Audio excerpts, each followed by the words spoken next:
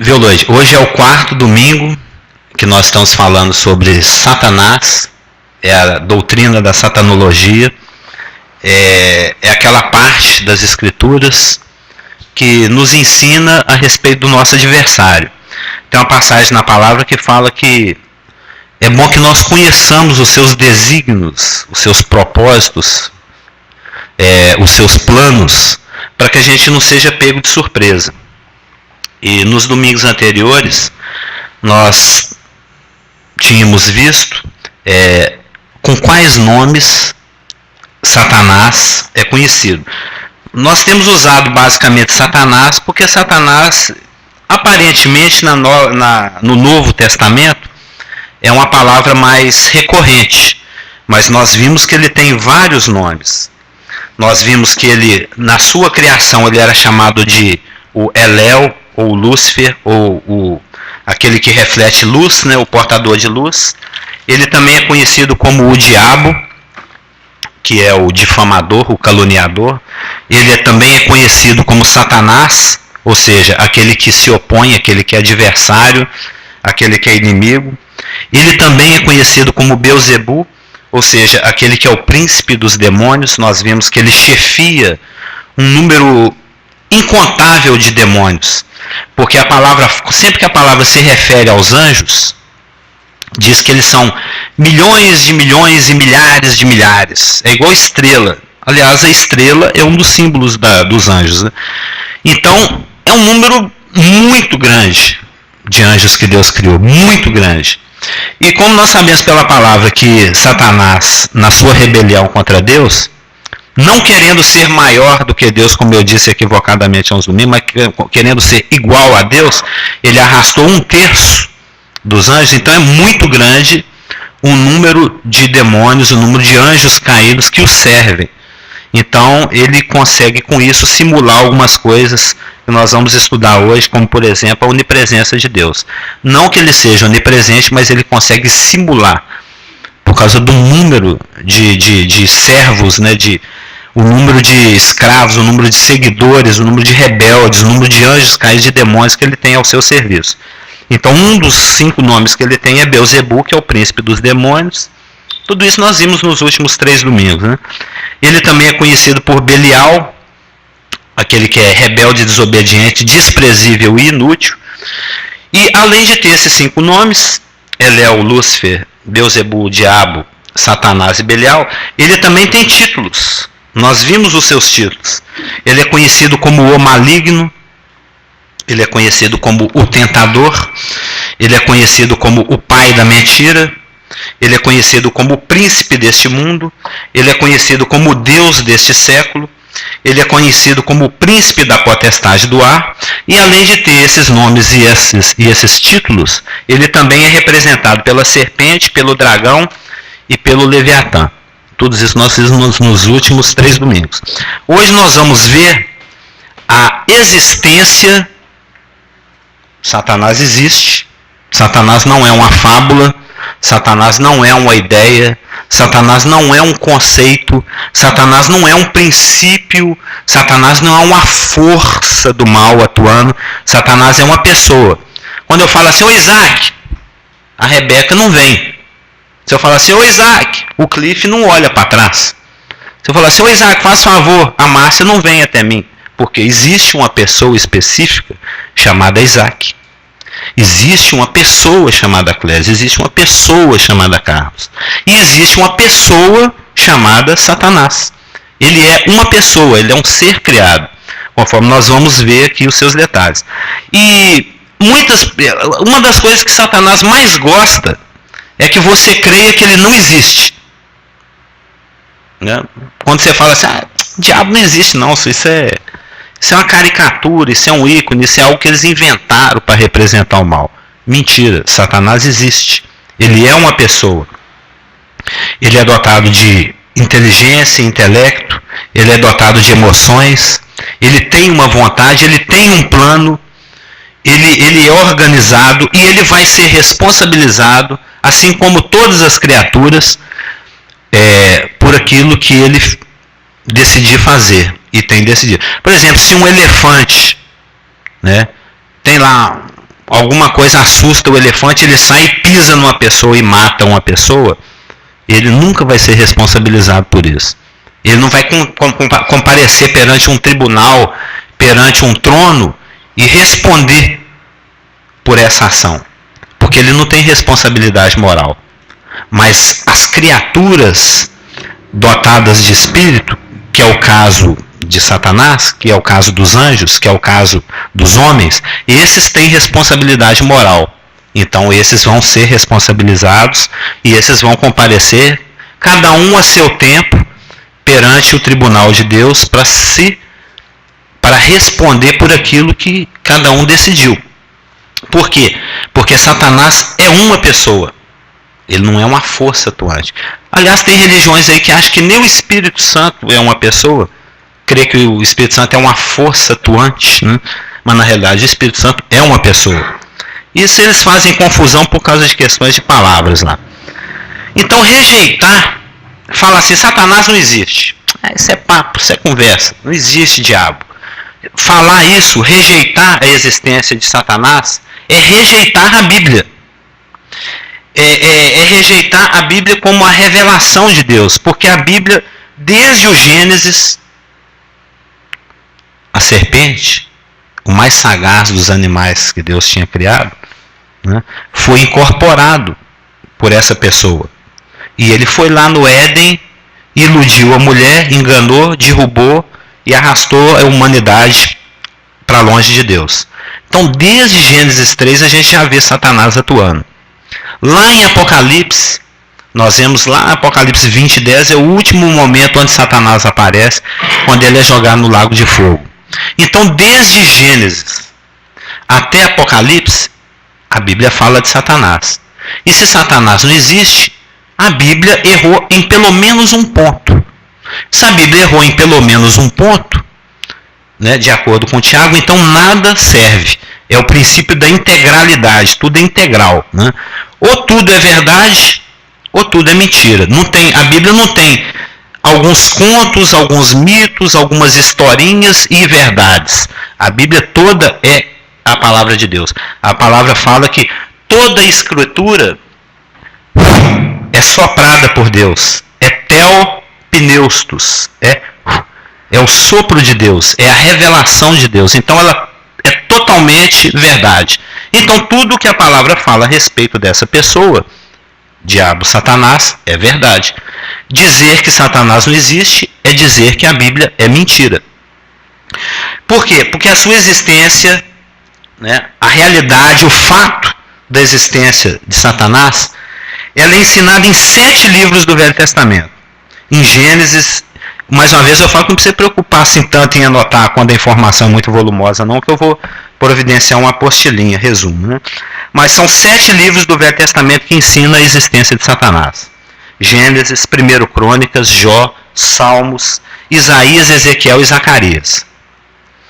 Todos os escritores do Novo Testamento falam da existência de Satanás. O Mateus fala, o Marcos fala, o Lucas fala, o João fala, o Paulo, o apóstolo, fala, Tiago fala, Pedro fala e Judas fala. Ou seja, 1, 2, 3, 4, 5, 6, 7, os 8 escritores do Novo Testamento se referem a Satanás. Eu só não digo que todos os 27 livros do Novo Testamento falam de Satanás, porque tem livro que não tem a oportunidade de falar. Por exemplo, a carta de Filemão é um bilhete, né? O Paulo falou assim, tá, Onésimo, então volta lá para o seu dono. Antes eu vou escrever um bilhetinho aqui.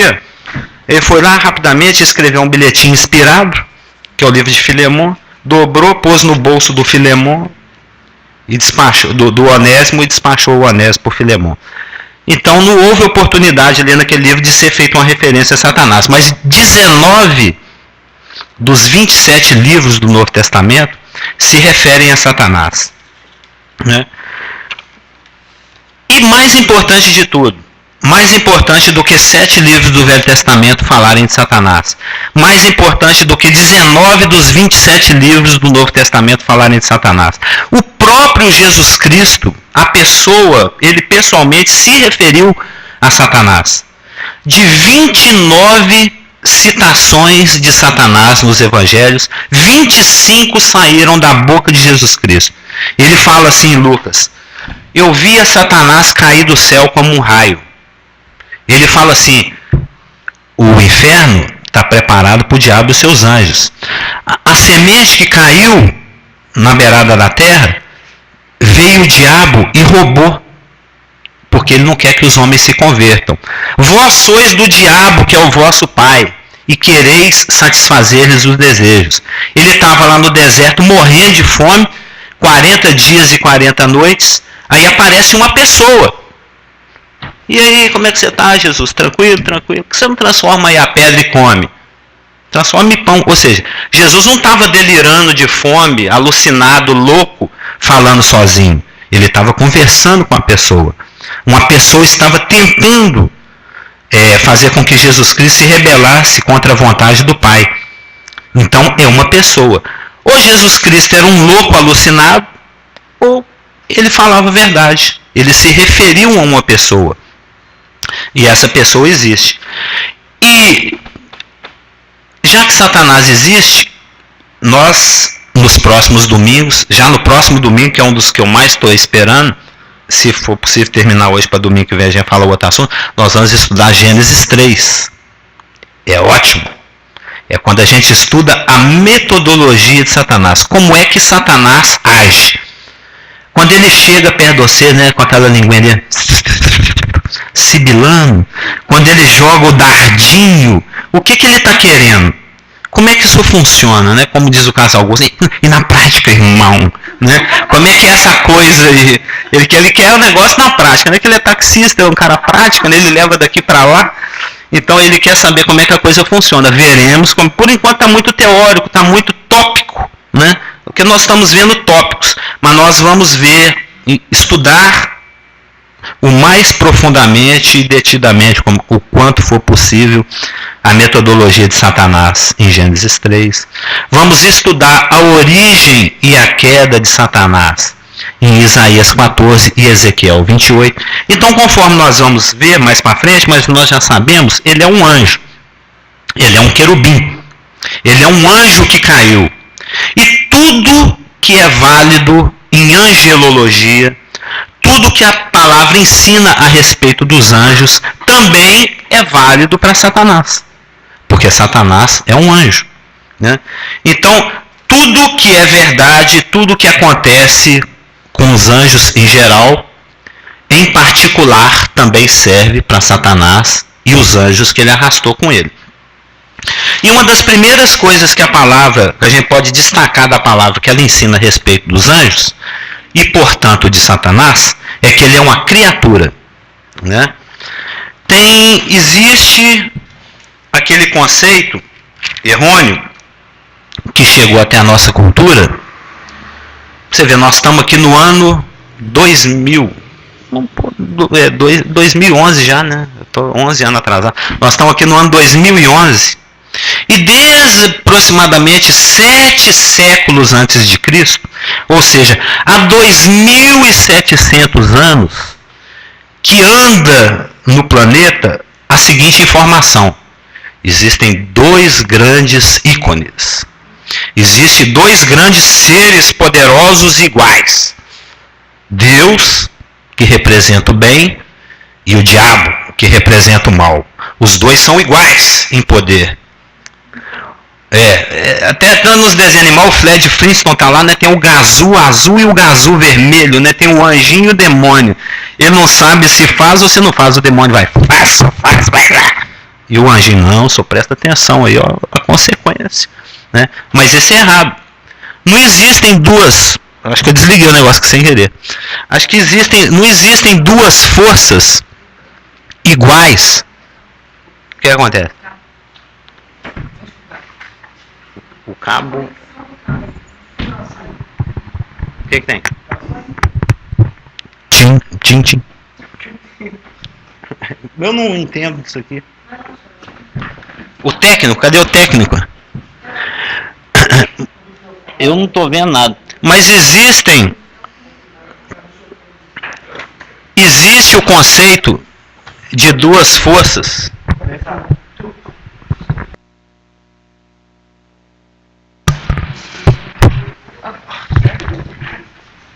Ele é necessário?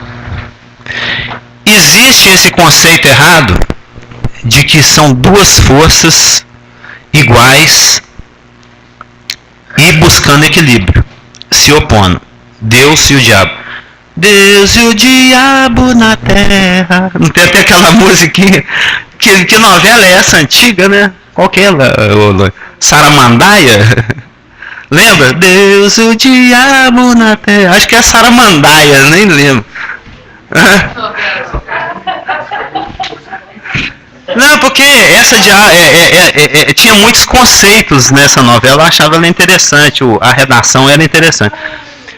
Mas por que isso existe? Porque existiu um rapaz lá no ano 2007, lá no ano 700 a.C., um rapaz chamado Zoroastro ou Zaratustra, né? Ele era um médium, ele era um incorporado dos demônios, né? Ele era um profeta lá. E ele sintetizou, né? Ele conceituou essa informação do bem e do mal. Esse conceito foi incorporado no pensamento persa, medo-persa, pelos Aquemênidas, que eram os reis daquela época, que na estátua de Daniel 2, aquele sonho do Nabu, né, como diz o pastor Mal, do Nabu, representa o peito de prata. Por quê? Deus, por permissão, deixou que os persas dominassem todo mundo conhecido da época. Isso lá antes de Cristo. Esses conceitos, no que o dominador domina, ele leva junto a sua cultura. Né?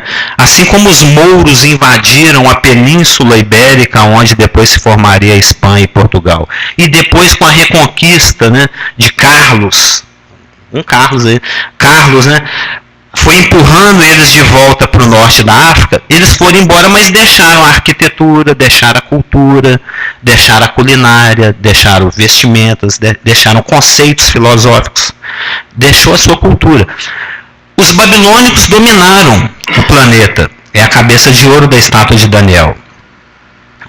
Mas eles foram suprimidos, substituídos pelos persas, que também deixaram a sua cultura, a sua influência. Depois vieram os gregos, a barriga de bronze da estátua de Daniel, e conquistaram o mundo conhecido na época. E deixou também a sua cultura, deixou a sua influência. Depois vieram os romanos, as pernas de ferro lá da estátua do Nabu, que depois também, mesmo quando já não mandam mais, não existe um imperador romano, tecnicamente, sentado lá no trono de Roma, mas ficou a sua influência, ficou a sua cultura. Os medo-persas conquistaram todo mundo da época, a Ásia Menor, o Oriente Médio, onde está Israel. E mesmo depois, quando eles foram substituídos pelos gregos, a cultura, a influência ficou. Esse conceito masdeísta, zoroastrista, persa, de bem e do mal, impregnou a cultura greco-romana, que, por sua vez, se estendeu até a nossa cultura hoje, porque a nossa cultura é fruto daquilo que os romanos criam, daquilo que a nossa roda, o taxímetro, é uma invenção romana, sabia?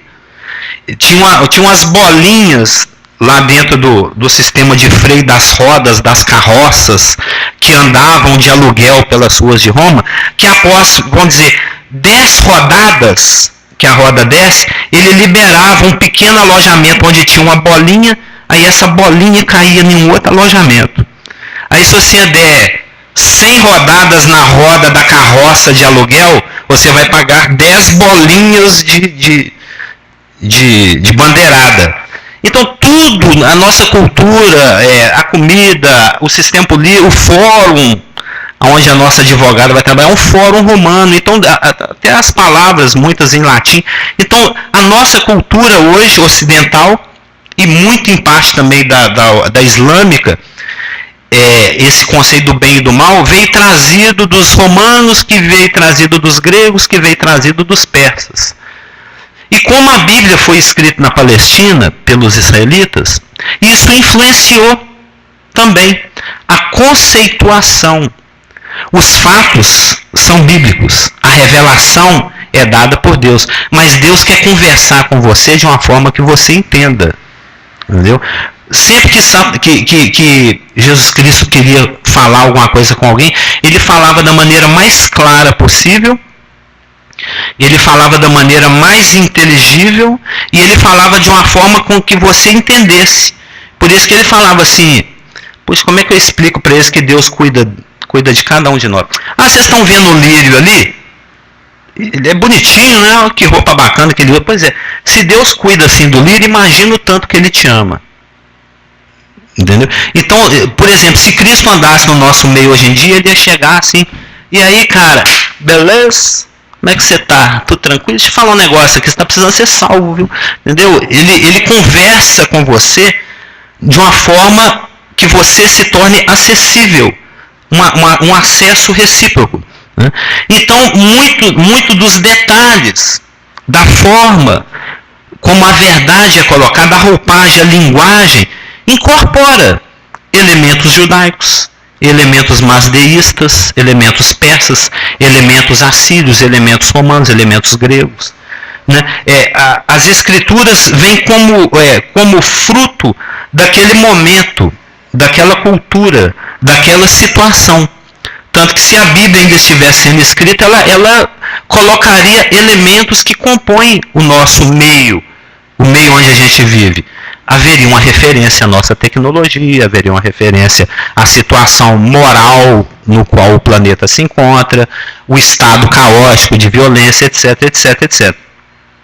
Então, Satanás não é uma força igual à força, né? Ele não é um ser igual em poder com Deus. Ele é uma reles criatura. Todos os anjos foram criados. Se Satanás é um anjo, ele também foi criado. Satanás, então, é uma criatura criada por Cristo, o Criador de todas as coisas. Se a palavra fala que ele criou todas as coisas, é sinal que ele criou tudo, pega tudo, matemática, tudo menos nada igual a tudo. Ele criou tudo. Vamos dar uma olhada nisso. O Isaac poderia ler para nós João 1:3. A Elaine lê para nós Colossenses 1:16 e 17. Esses versículos mostram que Cristo é o Criador de todas as coisas. Os anjos são criaturas criadas, é até criatura criada pelo Criador. E, portanto, Satanás também é uma criatura criada. Né? Mesmo porque Ezequiel 28:13, que nós estudaremos mais no futuro, diz o seguinte: no dia em que foste criado, né? Aí blá blá blá, o topázio, o carbúnculo, etc., o diamante, o rubi, blá blá blá.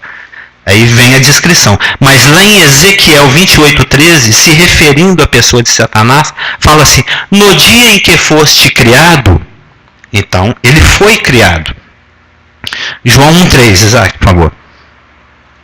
Todas as coisas foram feitas por intermédio dele. Sem ele, nada do que existe teria sido feito. Por meio dele, Cristo, todas as coisas que foram feitas se fez. E sem ele não era possível fazer nada. Fora de Cristo é impossível a criação, né?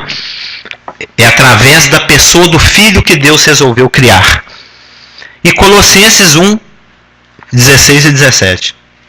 Pois nele foram criadas todas as coisas, nos céus e sobre a terra, as visíveis e as invisíveis, sejam tronos, sejam soberanias, quer principados, quer potestades, tudo foi criado por meio dele e para ele. Não tem dúvida. Desculpa. Ele é antes de todas as coisas, nele Tudo subsiste. Ou seja, se Cristo resolver tirar a criação da tomada, vamos dizer assim, né? A palavra diz que ele sustenta todas as coisas pelo poder da sua palavra, né? Ele fala assim, Isaac, exista, o Isaac está aqui respirando. Se ele resolver, o Isaac cai, como se diz, duro e fedendo aqui no chão, né? Ou seja, o próprio Satanás existe porque Cristo sustenta a sua existência. Tudo que está criado só existe porque Cristo quer que exista.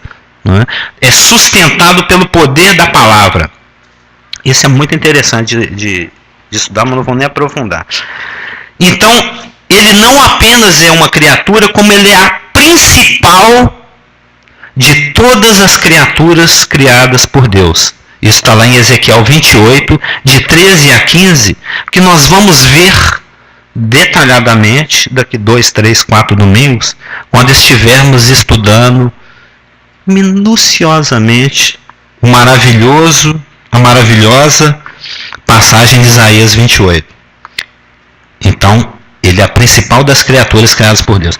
E conversando com um filósofo outro dia, se Satanás é uma criatura de Deus como todas as outras criaturas, então ele está preso às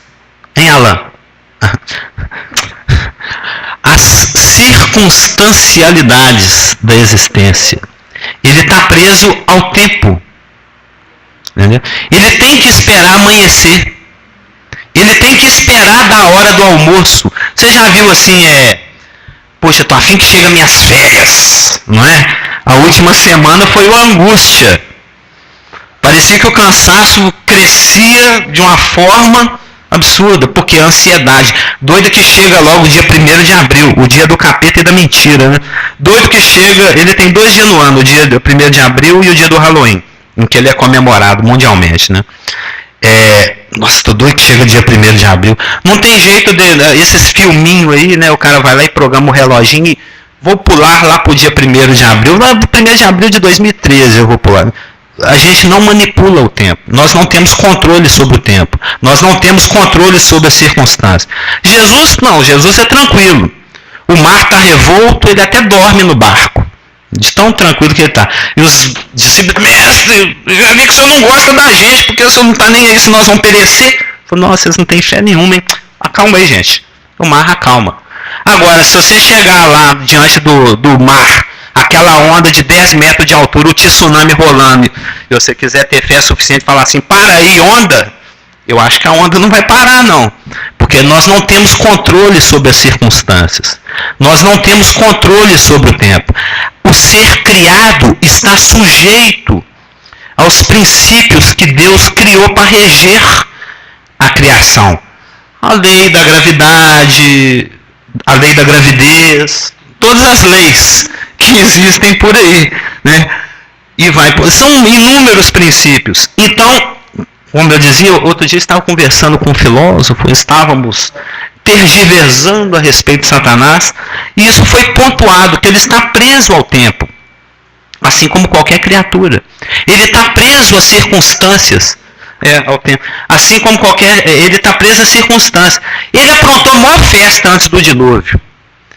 Trouxe anjo para ficar com as mulheres, fez aquela bagunça toda antes do dilúvio, a humanidade foi ficando, o planeta foi ficando invivível. Essa palavra não existe. Não tinha nem jeito de viver no planeta, de tão tumultuado, de tanta violência, de tanta imoralidade, tão bagunçado. Deus falou, nossa, eu estou até arrependido de ter criado o homem. Eu vou destruir esse, eu vou acabar com tudo. Aí ele dá uma olhadinha assim e vê um crente, um Noé, vivendo, bem, o senhor falou lá em Gênesis 3,15 que ia esmagar a cabeça da serpente, então eu estou esperando. Falei, puxa, tem um ali esperando a minha palavra. Acreditou no que eu falei. Aí ele, em honra ao que ele tinha falado, ele poupou 8 pessoas e veio o dilúvio. O que Satanás podia fazer? Cruzar o braço e esperar a água baixar, porque ele está preso à circunstancialidade igual qualquer criatura. Ele não é um Deus, ele é uma criatura, né? E Lucas 4,13 também fala que após a tentação, ele falou assim, não tem jeito que esse homem não. E depois que ele tentou Jesus, né? Eu vou ter que esperar um horário melhor. Eu vou esperar ele ficar deprimido. Eu vou esperar o salário dele acabar. Eu vou esperar a mulher dele brigar com ele, aí eu jogo o dardo e funciona. Porque nesse momento o caso Augusto está orando, ele está no espírito, não adianta jogar mentira na cabeça dele que ele não vai acreditar. Eu vou esperar um momento mais oportuno. Daqui uns dias ele bate o carro, daqui uns dias a mulher dele briga com ele, daqui uns dias o dinheiro dele acaba, essa circunstância vai ser boa para eu agir. Ele é preso ao tempo, ele teve que aguardar uma circunstância mais oportuna para ver se ele conseguia alguma coisa com Cristo. E ele tentou vários, nós vamos ver também, daqui uns 8 domingos, como é a atuação dele com o incrédulo, com Cristo, com Israel, com as nações, com os governantes, com o crente em especial, com a igreja local e etc. Ele tem um modus operandi, ele tem planos, ele tem livros, ele é um cover, né, Clésio? Eu tenho usado muito a palavra paródia, ele parodia, mas não é uma paródia, ele é um cover. Né? Ele é um cover de Deus. Oi? Ele é uma grotesca imitação. Igual outro dia eu vi um anúncio assim de o cover do Barão Vermelho, o show do Balão Vermelho. É o cover, é uma imitação. Esse foi um cara ali parecido com o Frejá, tocando uma guitarrinha e fala que é o Balão Vermelho, que é o cover do Barão Vermelho. Então Satanás é o cover de Deus. Ele quer ser igual a Deus, não maior do que Deus, igual a Deus. Serei semelhante ao Altíssimo. Então, a verdade é absolutamente outra. Deus é todo poderoso. E Satanás é uma criatura que tem que pedir permissão. Nossa, eu estou a fim de esmagar o Jó. Pode, Deus? Pode, mas não, só toca nos bens dele, não toca na saúde, não. Aí vai lá, faz o que ele faz, mata os filhos do Jó, rouba os bens dele, tudo que vem para matar ou roubar isso aí. Depois comparece perante o trono de Deus de novo e fala, puxa, eu estou a fim de acabar com a saúde de Jó. Pode, Deus? Deus pode, só não mata. Eu estou a fim de dar uma peneirada no Pedro. Pode, Deus? Não, não pode, não. Ou seja, Deus é todo poderoso. Satanás é uma criatura que tem que pedir benção, tem que pedir permissão, senão ele não faz. Né? E mesmo assim, o máximo, a gente vê o contraste entre o Criador Todo-Poderoso e uma criatura limitada, é que a masterpiece dele, né? O esforço máximo dele, o fruto máximo de toda a sua violência, de toda a sua crueldade, de toda a sua astúcia, de todo o seu poder, de tudo que ele pode operar, é a besta do mar, é o anticristo. Ele chega, a minha obra-prima, né? Igual aquele pinta a cadeira lá e fica, eu amo essa cadeira, a peça que a gente está ensaiando, né? É a cadeira pintada de Satanás, é o anticristo, é a masterpiece, é a obra-prima máxima dele. Sabe como é que vai acabar? O Cristo vai chegar num sopro. Você vê o contraste entre o Criador Todo-Poderoso e a criatura, que o máximo que Satanás pode fazer com todas as forças dele, Cristo destrói, derruba com sopro. Que a palavra fala que ele vai destruir o iníquo com o sopro da sua boca. Ou seja, é totalmente fora de proporção, é sem noção, cara. Você querer comparar Deus com o diabo, não tem nada a ver. Entendeu? Se Jesus estivesse aqui, ele falaria assim. Não, se estivesse pessoalmente, né? Porque pessoalmente ele está através do Espírito. Porque uma das características do anjo é que ele é invisível. Ele se torna visível. Eu não estou vendo anjo acampado ao redor de algum. Tem um monte de anjo acampado aqui, mas não estou vendo nenhum. Mas isso não quer dizer que eles não estejam aqui. Porque a palavra fala que eles contemplam, que eles ficam curiosíssimos. Eles têm muita curiosidade, muito anseio de saber o que acontece na vida do nascido de novo. Muito provavelmente tem dezenas de milhares de anjos aqui nesse momento. Mas nós não estamos vendo nenhum. Porque, como a informa Elaine disse, eles fazem parte de um mundo invisível. Que às vezes, por permissão divina, pode se tornar visível. Foi o caso lá do Eliseu com Geazi. Acho que o pastor já falou sobre essa passagem. Estavam lá cercados por muitos sírios, iam ser esmagados, milhares e milhares de soldados ao redor, cercando uma cabaninha com um careca e um rapazinho, né? E o rapazinho preocupado, meu Deus, nós vamos morrer. Ai, meu Deus, eu não queria morrer, eu voltar da minha mulher, eu queria voltar para minha família. E o Eliseu, nossa, você está estressado hoje, hein? O que você tem, gente? Ele falou, olha lá fora, ele está forrado de soldado, tudo armado, nós estamos lascados, eles vão matar nós. Eu falei, você... Ô Deus, faça favor, abre o olho dele para ele enxergar a realidade.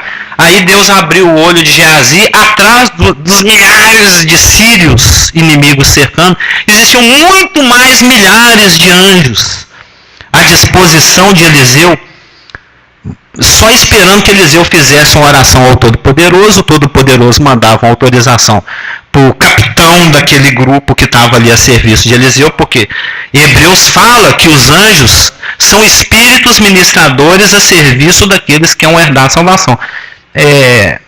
Hebreus 2, 14, por ali. Procuraremos a passagem. Mas os anjos são espíritos ministradores a serviço daqueles que vão herdar a salvação. Aí, nessa circunstância do Eliseu, cercado na sua choupana com seu empregado pelos milhares de sírios, Deus permitiu que eles vissem o invisível. Aí eles viram os anjos. E em várias circunstâncias, anjos, entre aspas, se materializaram. Mas no normal eles ficam invisíveis. Por quê? Tudo que acontece com anjo é válido para Satanás e seus anjos. E uma das coisas, conforme nós acabamos de ver, é que ele é uma criatura. Uma outra coisa, um outro aspecto que caracteriza o fato da existência de Satanás é que ele é um espírito. Hebreus 13 está aqui na minha frente. Hebreus 1, 13 e 14. Os anjos são descritos como espíritos. E se o anjo é um espírito, Satanás é um espírito. A própria palavra fala em Efésios que ele é o espírito que atua nos filhos da desobediência. Então Satanás é uma criatura e Satanás é um espírito, né? Já os demônios são chamados de espírito imundo, né? Tem aquelas passagens que depois vou passar para os irmãos. Mateus 8, Mateus 12, Lucas 7, Lucas 8, Lucas 11, Atos, etc., Apocalipse. Né? Tanto que a trindade satânica vomita 3 espíritos imundos, né? Para atuar lá na grande tribulação. É lá Apocalipse 16, 14. Então, Efésios 2, 2 fala que ele é o espírito que agora atua nos filhos da desobediência, nos filhos da ira, né? Os incrédulos. Que foi o motivo da Miriam Lourenço Maia converter, lembra? Quando ela viu a situação dela. Por isso que a palavra fala que a nossa luta não é contra carne nem sangue. Não é quebrar a bandeira do Cruzeiro na cabeça do atleticano. Entendeu? Não é corintiano versus palmeirense. A nossa briga não é essa. Se o irmão quiser perder tempo com isso, até pode. Mas a nossa luta verdadeira é contra as hostes espirituais da maldade nos lugares celestiais. Isso está lá em Efésios 6,12. Então ele é um anjo. Tudo que é válido para o anjo é válido para ele. Os anjos e ele são criaturas, são limitadas, invisíveis, visíveis poucas vezes. Ele é um ser espiritual e ele é limitado. A palavra fala que ele tem poder. A palavra fala que ele tem o poder da morte. A palavra fala, eu notei uns 2 textos ontem, agora não me lembro onde estão. A palavra fala que ele tem poder, isso não há dúvida, né? E apesar de ser muito poderoso, apesar de ter uma jurisdição muito grande, né, o planeta inteiro, apesar de ter força para fazer muita coisa, ainda assim ele é limitado. É o contraste dantesco, enorme, entre o Criador Todo-Poderoso e uma reles criatura, a principal das criaturas, uma criatura muito poderosa, mas é uma criatura, e uma criatura limitada. Portanto, se ele é criatura, ele não tem algo que simplesmente pertence a apenas Deus, que são os atributos de onipotência, ter todo o poder, todo, né? Todo o poder, toda a ciência, todo o conhecimento, onisciência, e conseguir estar presente em todos os lugares. Ele não tem isso. Nenhuma criatura tem isso. Por exemplo, eu não consigo estar aqui e estar dormindo na minha cama nesse momento. É uma característica da criatura. Não conseguir estar em dois lugares. Alguém já conseguiu? Levanta a mão. Alguém já conseguiu cumprir dois compromissos ao mesmo tempo? Simultaneamente? Estar aqui e lá? Eu até lembrei do Vila Sésamo. Eu quero estar lá, eu quero estar lá. Você lembra também, né? O bonequinho queria estar lá. Eu ia falar assim, o bonequinho está aqui conversando com o Carlos. Fala assim, ele fala assim, o cara fala com o bonequinho, o que o Geraldo está fazendo lá? Lá? Eu quero estar lá. Eu falei, não, você está aqui. Não, mas eu quero estar lá. Então vai para lá. Aí ele ia para lá. Chegava lá. Eu estou lá? Não, você está aqui. Mas eu quero estar lá. Não, lá é lá. Agora é do outro lado. Então para onde ele fosse, nunca era lá. Era aqui. Até que finalmente ele ficou sozinho e o rapaz falou com ele assim, o que ele está fazendo lá? Oba, estou lá, estou lá. Ou seja, não tem como você estar aqui e lá. Ou você está aqui ou você está lá. Por quê? Estar em todos os lugares é um atributo que só pertence a Deus. Ter todo o poder do universo é uma característica, é um atributo que só pertence a Deus. Saber de tudo ao mesmo tempo, agora, é a música do Titã. Saber de tudo ao mesmo tempo é uma característica de Deus. Não pertence a nenhuma criatura. Ninguém, nenhum ser, exceto Deus, consegue ser onipotente, onipresente e onisciente. Mas nós temos visto que ele é o balão vermelho, né? Ele é o cover. Então ele tenta simular essas coisas. Mas ele não é onipotente de cara, porque a sua ação ela pode ser resistida pelo nascido de novo. O nascido de novo é o crente, é o eleito, né? Somos nós. Tiago 4,7 diz o seguinte: resisti ao diabo e ele fugirá de vós. Grandes concorrente de Deus ele é, né? Basta você resistir na fé, naquilo que está escrito. Você é um bobão que perde a salvação. Não sou não. A palavra fala o contrário. Você está resistindo. Aí ele se afasta. Foi o que aconteceu. Cristo resistiu ao diabo. Tudo que era lançado na mente e na emoção de Cristo, para que ele mudasse de vontade, para que ele mudasse de opinião, Cristo falava, Cristo resistia, Cristo se apoiava naquilo que Deus havia dito. E não existe argumento contra a palavra de Deus, se você crê. Aí ele se afasta. Como é que ele pode ser onipotente se ele pode ser resistido? Então, ele não é onipotente. E essa resistência, essa força, esse mecanismo de defesa que o nascido de novo, o crente, o eleito tem, está disponibilizado através da armadura, que também daqui 10 domingos, né, nós vamos estudar detalhadamente em Efésios 6, de 12 a 18. Ele não é onipotente. Ele também não é onisciente. Né? Jó 1,7 diz que Satanás fica rodeando a terra e passeando para ver o que está acontecendo nela. Se ele é onisciente, por que ele tem que ir lá embaixo percorrer a terra para ver o que está acontecendo? Bastava que ele usasse a mente onisciente dele. Lá na rua Sabará 650 está tendo um culto. Entendeu? Ele não tem o conhecimento pleno, total, de todas as coisas. Tanto a falência dele é demonstrada pelo fato que ele chegou para Deus e falou o seguinte, em Jó 1,11 e em Jó 2,5. Toca na carne dele e você vai ver se ele não blasfema na sua face. Ele falando com Deus. Ele lançou uma profecia. Toca nas coisas que pertencem a ele, Deus. Né? Ele tá ali, né, te adorando porque ele é interesseiro. Você deu tudo para ele. Ele tem carro importado, tem 20 Hilux na garagem, tem a casa de 6 andares, tem cartão de crédito platino, tem tudo. O correspondente na época seria isso. muito boi, muita ovelha, muito filho, muita fartura, muita casa, muita festa, muito churrasco. Né? Era uma maravilha, né? Um churrasco por semana.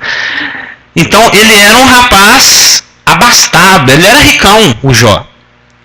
E Satanás acusou, porque ele é o acusador, ele acusa o homem perante Deus e Deus perante o homem. Ele acusou Jó diante de Deus, falando que ele é um interesseiro. Toma as coisas dele e você vai ver se ele não blasfema de ti na tua face. Ele lançou uma profecia. Então, se ele fosse onisciente, se ele fosse onipresente, ele não teria lançado uma profecia idiota dessa que nem se cumpriu. Porque Deus permitiu que Satanás tocasse nos bens materiais, que Satanás matasse os filhos de Jó, que Satanás roubasse a saúde de Jó, e ainda assim ele se manteve fiel. Ainda assim, ele insistiu em crer em Deus. E a profecia de Satanás falhou. Ele falou para Deus, toma as coisas dele que ele blasfema de ti. Deus permitiu que Satanás tomasse e ele não blasfemou. Então esse é sinal de que ele não tem toda a ciência, que ele não tem presciência, que ele não tem conhecimento das coisas. Ele tem um conhecimento parcial, assim como todos nós. Ele depende de abrir o Facebook, ele depende de ler a Folha de São Paulo, ele depende dos feeds que caem na caixa postal dele para se atualizar. Porque senão ele fica obsoleto. Né? E ele também não é onipresente. Como qualquer criatura, ele simplesmente não pode estar em dois lugares ao mesmo tempo, porque ninguém pode. Então ele simula isso. Dizíamos no início que o número de anjos é incontável. Incontável, não tem... É igual o Lulu Santos, já não tenho dedos para contar, né? É muito anjo. Não é o melô do leproso? Não tenho dedos para contar tantos anjos que são, e um terço ele arrastou consigo mesmo. Então ele usa, porque ele é Beuzebu, ele é o chefe dos demônios, ele usa essa miríade de demônios, ele usa essa multidão de serviçais e esparrama pelo planeta, de acordo com as suas prioridades. A prioridade máxima são os nascidos de novo da igreja. Não tem nada que esteja mais no centro, no alvo, né, na mira de Satanás do que o crente da igreja. Por isso, toma cuidado. Se você quiser viver uma vida piedosamente em Cristo, você vai ser perseguido. Pastor Geraldo que o diga, né? E aqueles que querem viver dentro da palavra de Deus. Você sobe em escala de prioridade nos planos e nas ações de Satanás. Mas ele age com toda a humanidade. Ele tem vários demônios para cada ser humano, com um único objetivo: matar, roubar e destruir. Ele não tem interesse nenhum que, se a palavra fala que a vontade de Deus é que todos sejam salvos e que todos cheguem ao pleno conhecimento de Cristo, a vontade de Satanás é que todos se percam e que ninguém chegue ao conhecimento de Jesus Cristo. Por isso que ele cega o entendimento dos incrédulos para que eles não vejam o resplendor do Evangelho na face de Cristo. Né? Então ele simula ser onipresente por causa da universalidade e da intensidade da abrangência do seu domínio. Só fechando essa questão. A sua presença e o seu poder parecem praticamente divinos. Praticamente, de tão atuante que ele é, na sua demonstração de poder para com a humanidade, para com a igreja, para com Israel. Mas ele não é divino, e ele não é onipotente, e nem onisciente, e nem onipresente. Ele, como é que é? Ele não é aquela... Tem uma expressão? Aquela coisa toda, né? Não é aquela Brastemp, né? E é reconfortante saber que Satanás é limitado. Isso é bom. Não é bom saber que o seu inimigo não é tão assim? Porque a promessa da Escritura, em 1 João 4,4, é que maior é aquele que está em vós do que aquele que está no mundo. Então, apesar de todo o seu poder, está aqui, ó, Atos 26, 18 e Hebreus 2, 14, 2 versículos que falam que ele tem poder. Apesar de todo o seu poder e de todo o seu ódio, né, contra o crente, não há nada que ele possa fazer sem que antes seja expressamente autorizado pelo Papai, né, por Deus, pelo Senhor. E isso de acordo com Jó e de acordo com a passagem de Pedro para peneirar e de outras passagens que a gente conhece. Então vimos que ele é uma criatura, vimos que ele é espiritual e vimos que ele é limitado. Na semana que vem veremos que ele, a prova do fato que ele é uma pessoa é que ele tem intelecto, ele tem emoções e ele tem vontade. Então ele